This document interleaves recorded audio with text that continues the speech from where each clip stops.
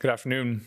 5 individuals and 2 youths have been charged in relation to an organized retail crime operation that took place at Chinook Centre Mall earlier this month. After seeing a concerning rise in organized retail crime, the Calgary Police Service, working alongside the Retail Council of Canada, retail businesses, and security teams, we've developed a coordinated response to protect stores, staff, and shoppers. In 2024, retail theft in Canada surpassed $9 billion. With organized groups increasingly targeting high-value goods for resale. The rise in theft has led to increased security cost, declining sales for retailers, and growing concern among frontline retail workers.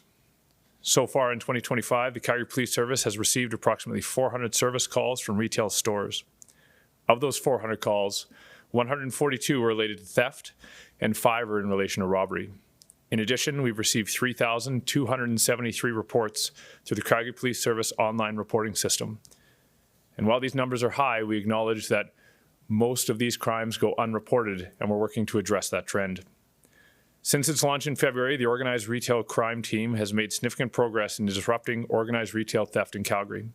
Through intelligence-led investigations, strategic partnerships, and offender-focused enforcement teams, the team has cleared over 2,500 files and laid more than 209 criminal charges. These efforts have strengthened community safety, improved investigative efficiencies, and laid the foundation, more importantly, for a long-term crime prevention strategy in this field. In response, we're working closely with retailers to share intelligence on known offenders and theft patterns, encourage timely reporting of all incidents, and introduce direct reporting, promote crime prevention strategies, and training staff at those retail locations so they're well informed. Between Tuesday, May 13th to Thursday, May 15th, officers from the Organized Retail Crime Team conducted targeted enforcement at retail stores in CF Chinook Centre, located at 6455 McLeod Trail Southwest, to identify and apprehend individuals involved in retail theft. As a result of that investigation, 5 adults and 2 youths have been charged in relation to those offences. Retailers and local businesses are urged to invest in theft deterrence technologies and to report all retail thefts to the Calgary Police Service to ensure a united front against organized retail crime through the following ways. In an emergency, call 911. For non-emergencies, call 403-266-1234. Report online at www.calgarypolice.ca. Report anonymously to Crime Stoppers at 1-800-222-8477. And visit a district to report that crime in person. It's at this time we'll take any questions that you might have.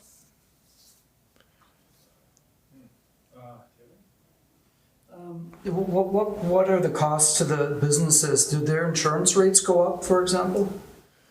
The costs of the businesses in this case are significant. Not only are many of them spending significantly higher than anticipated on security measures to try to combat this, but there's issues relative to their own insurance, and the bottom line that the consumer will eventually face gets impacted because of these increased thefts.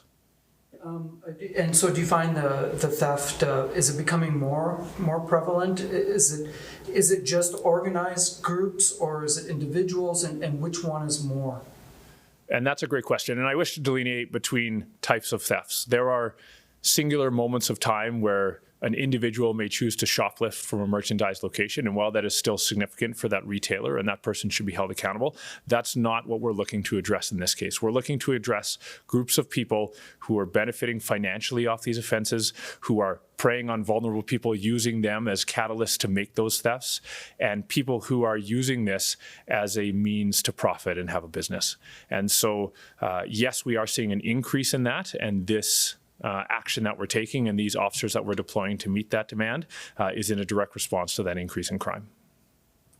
Are these items like big ticket items, more expensive kind of items, or are they more opportunistic, just there for the taking that's easy to take? Sure, and the types of items we're seeing is a large spectrum across the board. There are high-level merchandise items that are being targeted, but you're seeing tool thefts, you're seeing high-level clothing thefts, you're seeing things like cosmetics or fragrances that are extremely expensive.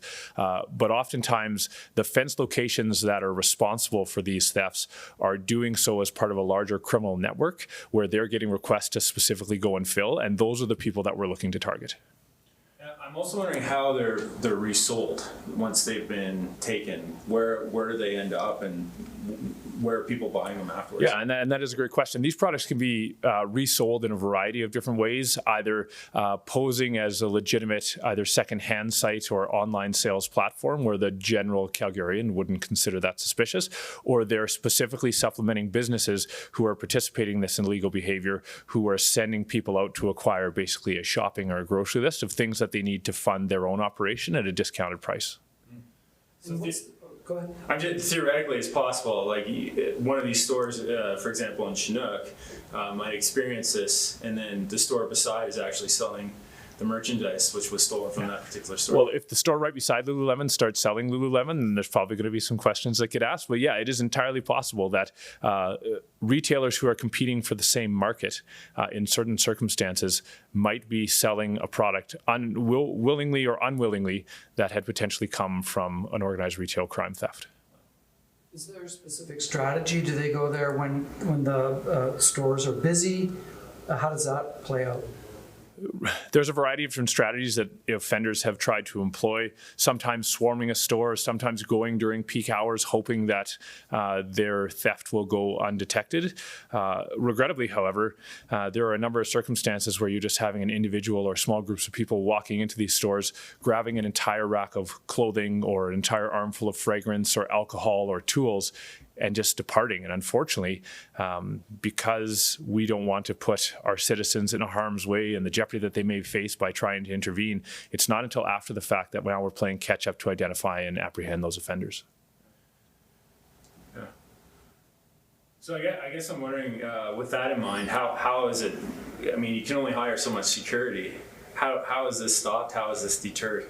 Yeah, and that's another great question. The solution to this is complex and it's multifaceted. It's not just about arresting those people. It's not just about bolstering security measures inside of those retail locations. This is a problem that needs to be solved with a whole bunch of judicial partners assigned to it. The Crown prosecutors will play a pivotal role in making sure that it's not just, and I don't mean to say that by diminishing the theft, but not just a theft. There's a broader organized retail crime element to this. There's a social agency piece where some of these vulnerable folks who are participating in this behavior need assistance to break a cycle that they're actively involved in. There's a police piece where we can help support and educate our retailers and make sure that we're holding these offenders accountable. And then there's the retailer piece where they can take measures in and among their stores and with their security staff to make sure they're as safe as they can be. So I guess my final question, is this going to get worse before it gets better with all those elements involved? So when we stood up the organized retail crime team, we benchmarked across the country with some other agencies who are already running operations successfully alongside the Retail Council of Canada and some of their local retail partners. And it has shown that the minute you start addressing resources to this problem, you'll see significant decline in that area relative to that retail theft. Now, we have to appreciate there's literally thousands of retail locations across the city. And so it will get better. And each time we do a blitz or a coordinated enforcement effort, we will see a decline. But this is part of a much larger long-term solution where we look to see a decrease over time in this. Thank you, sir. Thank you. Right on.